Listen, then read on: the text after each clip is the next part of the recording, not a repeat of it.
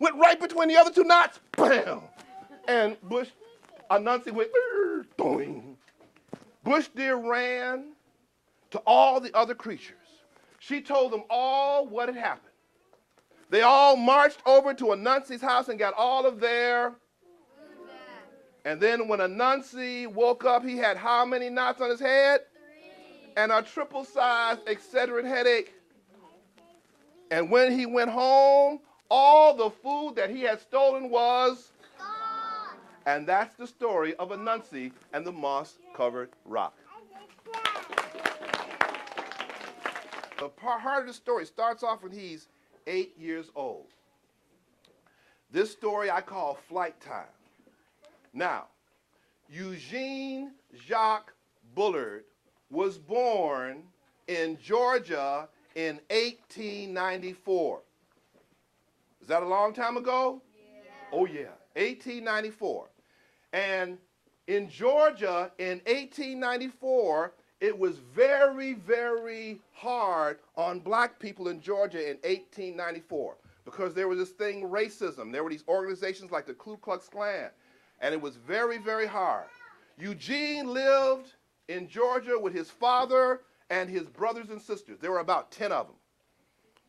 And they were being raised by their father. His mother had died when he was very young. And his father was from an island called Martinique. And he used to tell his children, one day you must go to France. Because in France, blacks are not treated like in this country. So one day you must go to France. Now Eugene saw his father go through a lot of hardships. And at the age of 8 years old, he decided to heed his father's words. Now parents, we all want our children to listen to what we say, right? But I don't know if Eugene's father meant for him to take him so seriously so soon.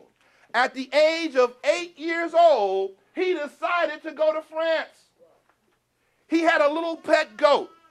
He sold that goat for $1.50, took that $1.50 and headed for France.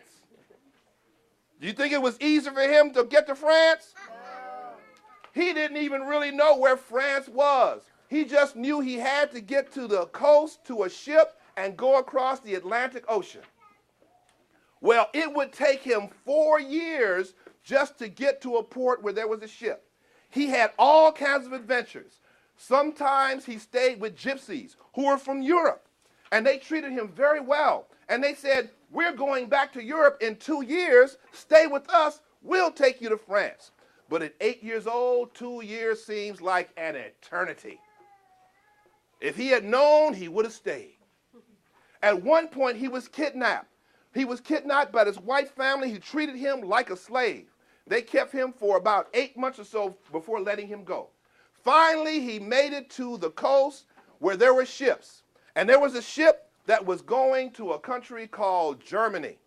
He had never heard of Germany, but he found out it was in Europe. He said, okay. He started hanging out with the crew. He found out they were from a place called Hamburg, Germany. He had never heard of Hamburg, Germany. He thought they were going for hamburgers. Well, he became friends with some of the crew. He got to run errands on and off the ship, and he found himself a place to hide. He found out when that ship was going to leave, and he got on that ship the night before it left. He had some water and some food with him. He thought it would be enough, but it wasn't. So he got in his hiding place, and after about 2 days, all the food he had and the water he had was gone. Yes. So he was hungry, and his stomach was going, feed me. Finally, he couldn't take it anymore. He got out of his hiding place, he marched over to the cafeteria and got in line for food. And they looked at him and they said, Eugene, what are you doing here? And he told them what he was going to do. Well, they said, we've got to take you to the captain because he had stowed away on the ship. And captains weren't generally happy about that. So they took him to the captain. The captain knew Eugene, and he liked Eugene. but he wanted to put some fear into him. You stowed away on my ship, he said. I should throw you overboard and feed you to the fish. Eugene looked at the captain and said, them fish don't need no food. I do. I'm hungry. And the captain laughed and laughed and laughed, got Eugene some food, and gave Eugene some work to do. And for the next 2 weeks, Eugene worked on that ship. The ship landed in Scotland. Eugene got off, and the captain paid him for the work that he did. Then he did all kinds of odd jobs, working his way down towards London. At one point, before getting to London, he worked in a gym. And in the gym, there were people who were training to box. That's right, prize fighters. And he was helping them in their training. And one day, one of the boxers said to him, Eugene, would you like to be a boxer? He said, yeah, I want to be a boxer like Jack Johnson, the first black heavyweight world champion. So he learned to box, and he started fighting. He went all the way to London, and he won his fights. And then one day they said, Eugene, we've got a fight for you. And guess where that fight was? In France. It had taken Eugene 11 years to get to France. He won his fight, then he moved to France. He joined the Foreign Legion when World War I broke out, and he got many decorations and many medals. But he couldn't be a grunt, a foot soldier anymore because of some of his wounds. But they said, Eugene, you can do anything else you want to do in the military. He decided he wanted to be a pilot. So Eugene Jock Bullard, in 1917, became the first African-American military pilot. After the war, he settled in France. He opened up a jazz club. He became a drummer, had his jazz band. He opened up a jazz club. And before World War II, the Nazis came, and some of them would come to his club. And they would wait till everybody else had left, and they would talk about their plans to invade France. Because Eugene would be the only one there. And they thought very little of black people. But Eugene spoke fluent German. And he became a spy for the Allies. And when World War II started, he fought again. He would receive more medals, but he had to leave France when Germany occupied it, move back to New York.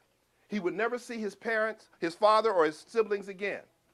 But after World War II, he got more awards. Some of you all might remember Maurice Chevalier. He was a very famous French actor who was a friend of Eugene's, who came for the presentation of one of those awards. And Eugene lived to be, I think, around 60-something, 60, almost 70 years old. And that's the story of Eugene Jock Bullard and Flight Time. And that's the end of that. All right. When I was a boy, my mama told me I could be anything I wanted to be.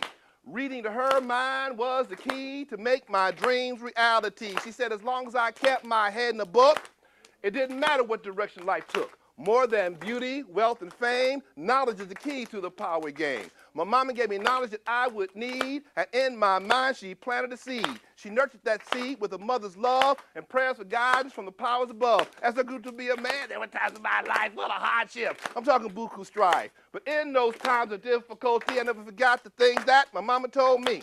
There was a time a few years ago, I was confused about where my life would go. Around this time, I just found out what storytelling was all about. I'd heard stories from Pernina Stram and Joel Ben, Sybil Dustin, Ella Reno, and Leslie Perry. Listening to these folks inspired me. I said, a storyteller is what I'm going to be, was I committed telling tales. Things off like a rocket now. I'm living by my motto. Have mouth, we'll run it. Hopes it'll tell, inspires you to make a go with something you really want to do. Thanks for listening. It's been slamming. We've been getting down. We've been jamming. Hey. And that's the end of that. And I keep telling them, keep your mind clear and keep it.